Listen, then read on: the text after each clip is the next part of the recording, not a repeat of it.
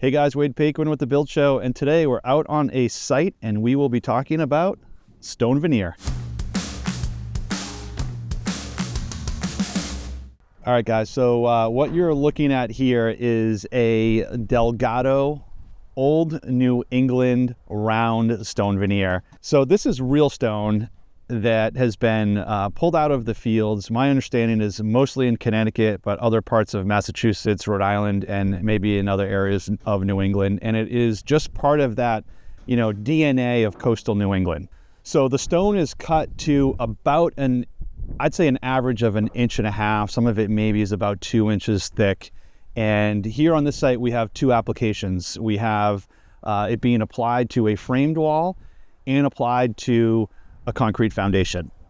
So on the framed wall application, which is this section of the wall, the layers are our framed wall, then our plywood, and then we have a WRB, right, our weather resistive barrier, and then we have the mesh, the metal mesh that the scratch coat attaches to, and then the stone with mortar attaches to that substrate layer, right? So those are all your layers going from the framing to the out. And again, it's important to remember that this isn't, this isn't a structural stone, right? There's nothing here that really needs to hold this up. It's not doing any other purpose for this wall other than an aesthetic. And then actually around the corner from this, on the 90-degree corner here right in front of me, the framed wall kind of terminates and then transitions to our foundation wall. The reason for that is the grading here on the site, right, the topography. And that stone veneer now is directly applied to the concrete foundation, which is a much easier application because that just requires basically some mortar and the stone can attach to the foundation. So that being said, right, water management isn't really important where the stone veneer is applied to the foundation because we have nothing really behind it that we're too concerned about. But here on our framed wall, that's a different story, right? This stone and particularly the mortar is not waterproof. So water does have the opportunity to get behind this. We're trying to mitigate that the best we can where the top of the stone is, where it transitions to the wood shake siding.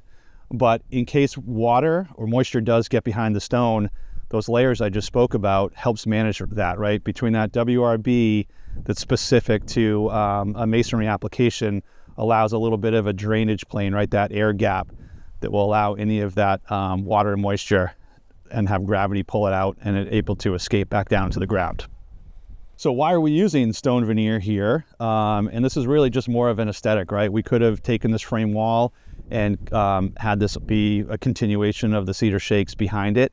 But we wanted to break up the aesthetics of the building and have something here that looks a little bit more native to the coastal environment here. When I was talking about the DNA of coastal New England, stone veneer and a native stone coupled with something like an Alaskan yellow cedar shake that is going to, gray out and silver, really speaks to a lot of the architecture and materials that are used here, particularly in coastal New England and coastal Rhode Island. So when proper substrate preparation is in place, when there's proper water management and a good skilled labor installation of stone veneer, all this starts to come together and you have a great cladding system that is going to perform exceptionally well and last a very long time. All right, guys. Well, thanks for watching this episode here on The Build Show. Make sure you're following me on Instagram, WKP Builders, and we'll see you soon right here on The Build Show Network.